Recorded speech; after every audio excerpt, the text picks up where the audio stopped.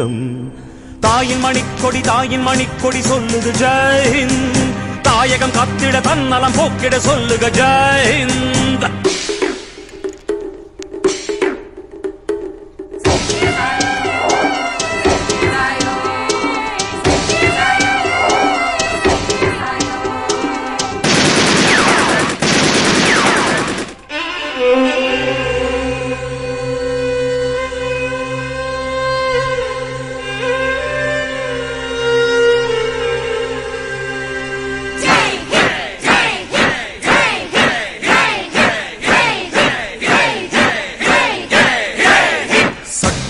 நம் சட்டம் புது வேகம் கொள்ளாதோ.